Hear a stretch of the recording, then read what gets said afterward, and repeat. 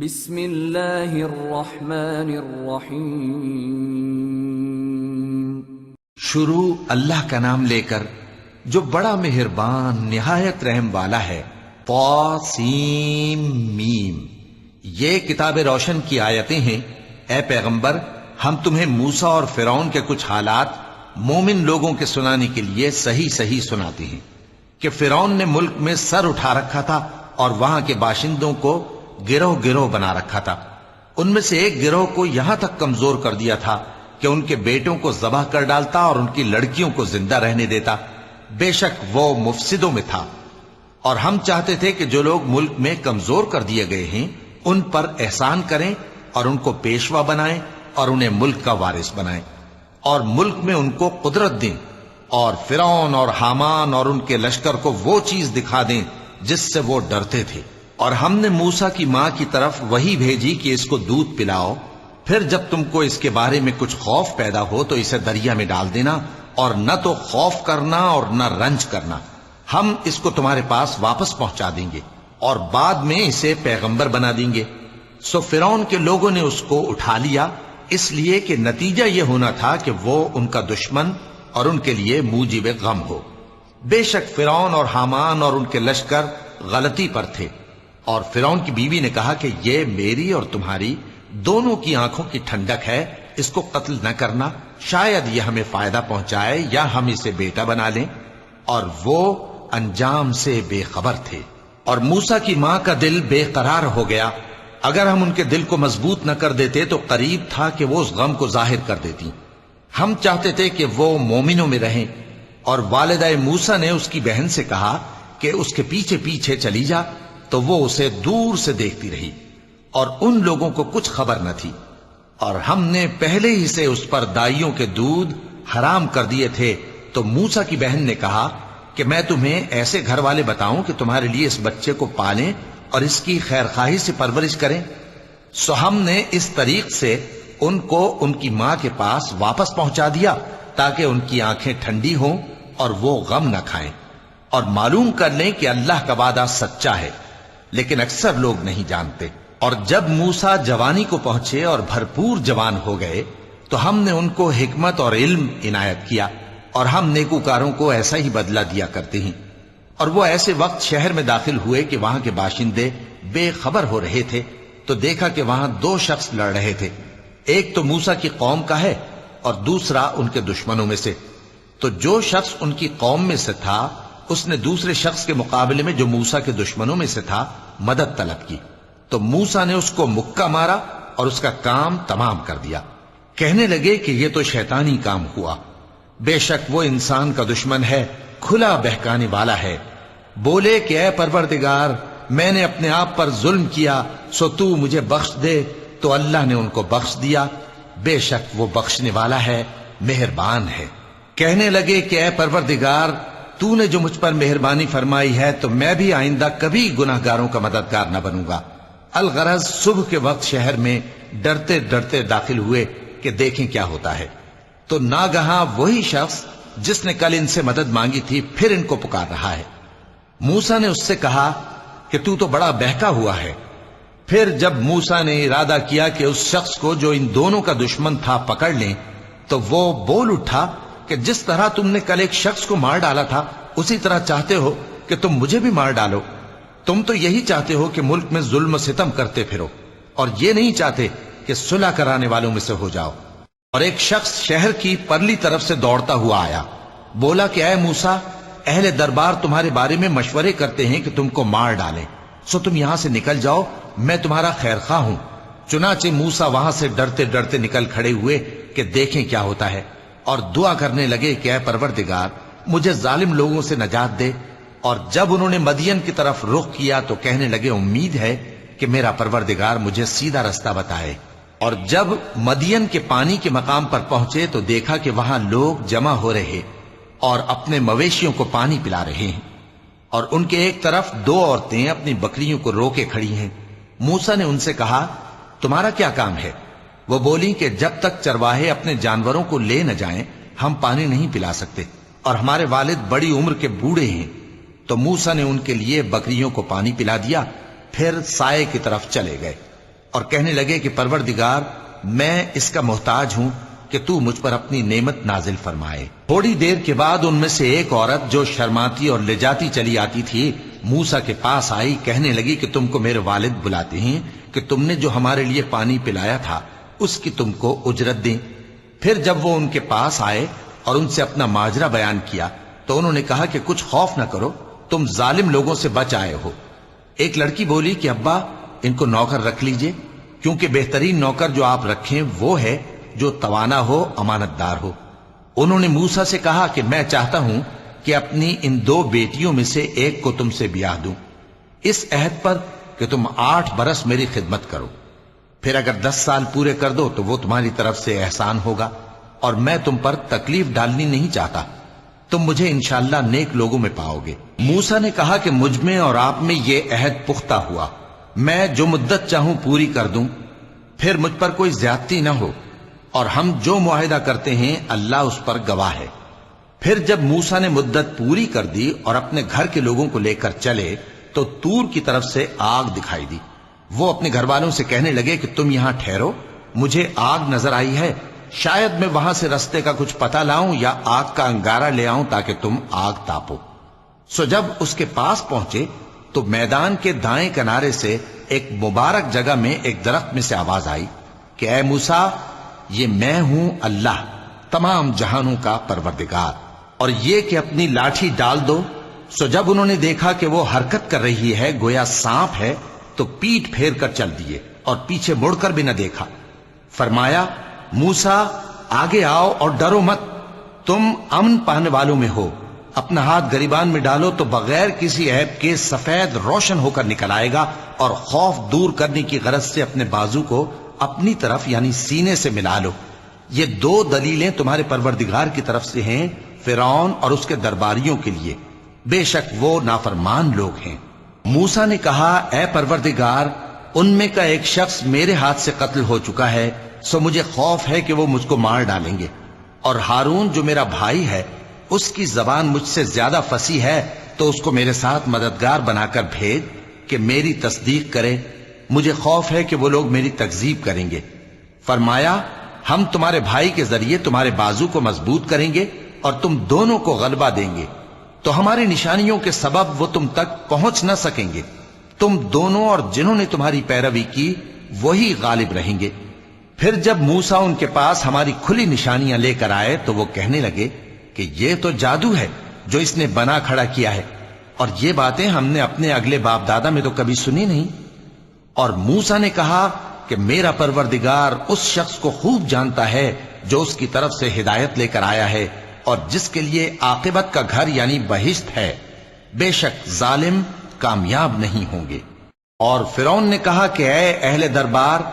میں اپنے سوا کسی کو تمہارا خدا نہیں جانتا، سو اے حامان میرے لیے گارے کو آگ لگا کر اینٹیں پکا دو، پھر ایک اونچا محل بنا دو تاکہ میں موسیٰ کے خدا کی طرف چڑھ کر اسے جھانک لوں، اور میں تو اسے جھوٹا سمجھتا ہوں۔ اور وہ اور اس کے لشکر ملک میں ناحق مغرور ہو رہے تھے اور خیال کرتے تھے کہ وہ ہماری طرف لوٹ کر نہیں آئیں گے، تو ہم نے اسے اور اس کے لشکروں کو پکڑ لیا، آخر ہم نے انہیں سمندر میں پھینک دیا، سو دیکھ لو کہ ظالموں کا کیسا انجام ہوا۔ اور ہم نے ان کو پیشوا بنایا تھا، وہ لوگوں کو دوزخ کی طرف بلاتے تھے، اور قیامت کے دن ان کی مدد نہیں کی جائے گی، اور اس دنیا میں ہم نے ان کے پیچھے لعنت لگا دی، اور وہ قیامت کے روز بھی بدحالوں میں ہوں گے۔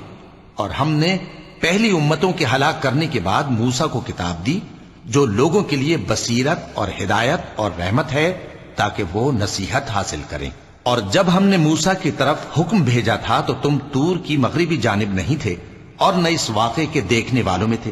لیکن ہم نے موسیٰ کے بعد کئی امتوں کو پیدا کیا، پھر ان پر ایک لمبی مدت گزر گئی، اور نہ تم مدین والوں میں رہنے والے تھے کہ ان کو ہماری آیتیں پڑھ پڑھ کر سناتے تھے، اور ہاں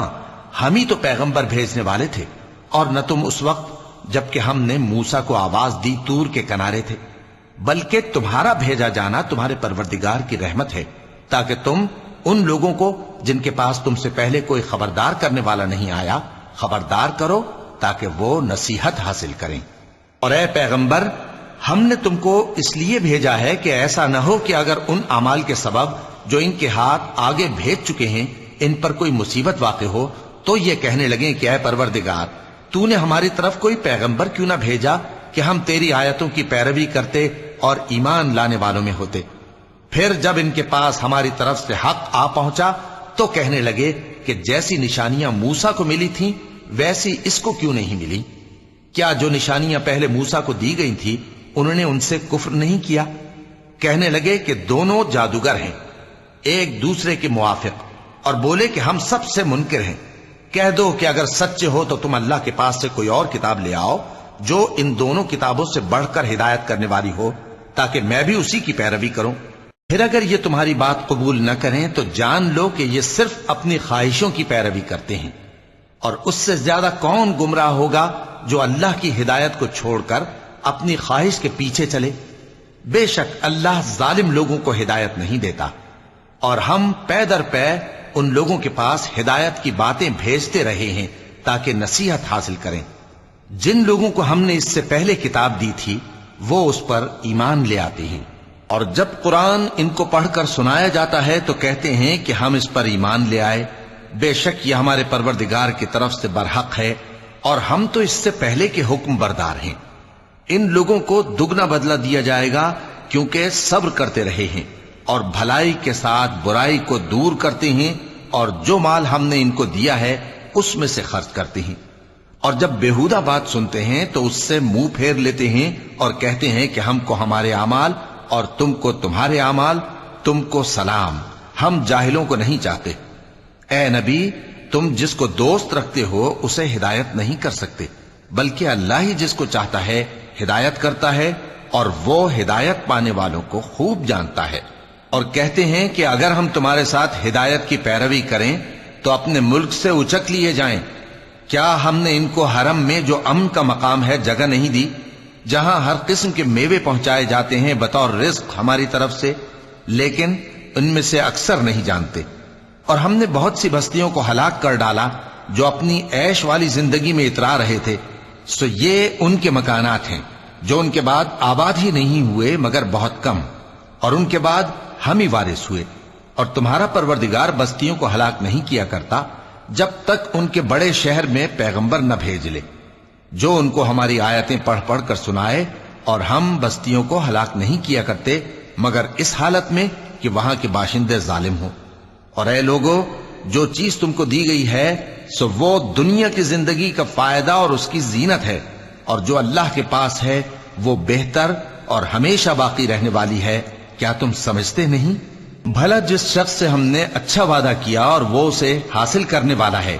تو کیا وہ اس شخص کا سا ہے جس کو ہم نے دنیا کی زندگی کے فائدے سے بہرہ مند کیا، پھر وہ قیامت کے روز ان لوگوں میں ہو جو گرفتار کر کے حاضر کیے جائیں گے؟ اور جس روز اللہ ان کو پکارے گا سو کہے گا کہ میرے وہ شریک کہاں ہیں جن کا تمہیں دعویٰ تھا؟ تو جن لوگوں پر عذاب کا حکم ثابت ہو چکا ہوگا وہ کہیں گے کہ اے ہمارے پروردگار، یہ وہ لوگ ہیں جن کو ہم نے گمراہ کیا تھا، اور جس طرح ہم خود گمراہ ہوئے تھے اسی طرح ہم نے ان کو گمراہ کیا تھا۔ اب ہم تیری طرف متوجہ ہو کر ان سے بیزار ہوتے ہیں، یہ ہمیں نہیں پوچھتے تھے۔ اور کہا جائے گا کہ اپنے شریکوں کو بلاؤ، سو وہ ان کو پکاریں گے تو وہ ان کو جواب نہ دے سکیں گے،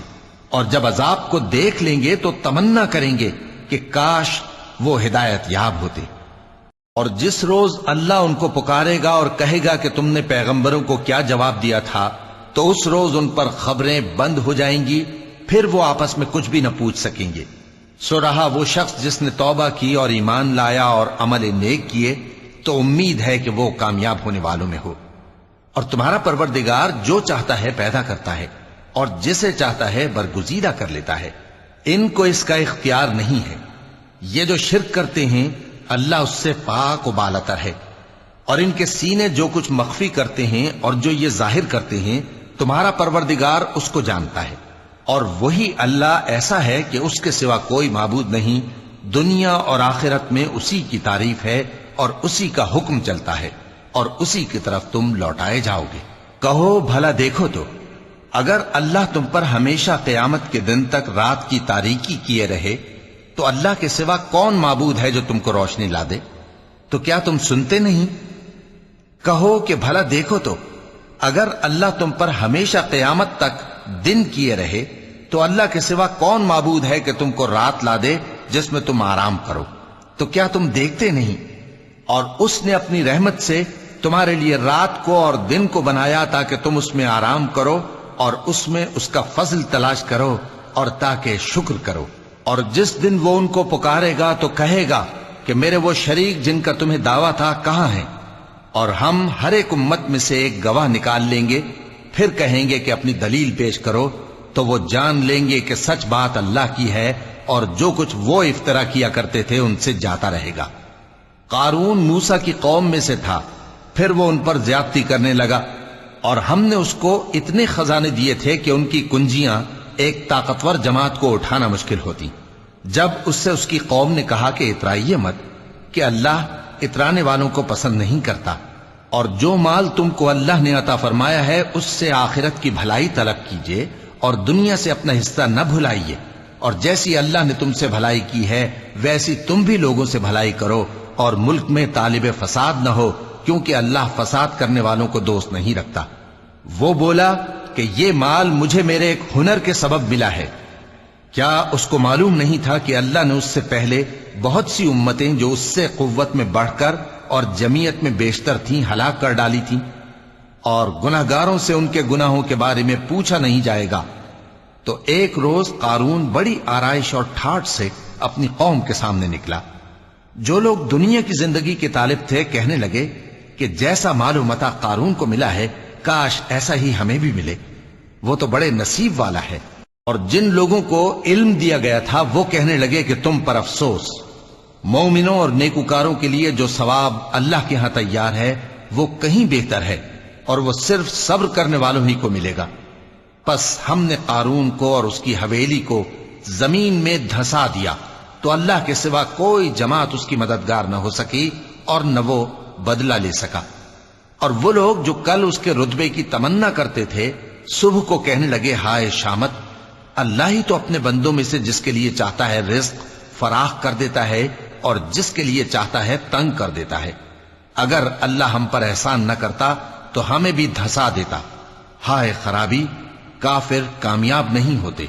وہ جو آخرت کا گھر ہے ہم نے اسے ان لوگوں کے لیے تیار کر رکھا ہے جو ملک میں ظلم اور فساد کا ارادہ نہیں رکھتے، اور انجام نیک تو پرہیزگاروں ہی کا ہے۔ جو شخص نیکی لے کر آئے گا اس کے لیے اس سے بہتر صلہ ہوگا، اور جو برائی لائے گا تو جن لوگوں نے برے کام کیے ان کو بدلہ بھی اسی طرح کا ملے گا جس طرح کے وہ کام کرتے تھے۔ اے پیغمبر، جس اللہ نے تم پر قرآن کے احکام کو فرض کیا ہے وہ تمہیں پہلی جگہ لوٹا دے گا۔ کہہ دو کہ میرا پروردگار اس شخص کو بھی خوب جانتا ہے جو ہدایت لے کر آیا، اور اس کو بھی جو کھلی گمراہی میں ہے۔ اور اے نبی، تمہیں امید نہ تھی کہ تم پر یہ کتاب نازل کی جائے گی مگر تمہارے پروردگار کی مہربانی سے نازل ہوئی، سو تم ہرگز کافروں کے مددگار نہ ہونا، اور وہ تمہیں اللہ کی آیتوں کی تبلیغ سے بعد اس کے کہ وہ تم پر نازل ہو چکی ہیں روک نہ دیں، اور اپنے پروردگار کو پکارتے رہو اور مشرکوں میں سے ہرگز نہ ہو جانا، اور اللہ کے ساتھ کسی اور کو معبود سمجھ کر نہ پکارنا۔ اس کے سوا کوئی معبود نہیں، اس کی ذات پاک کے سوا ہر چیز فنا ہونے والی ہے، اسی کا حکم چلتا ہے اور اسی کی طرف تم لوٹ کر جاؤ گے۔ صدق اللہ العظیم۔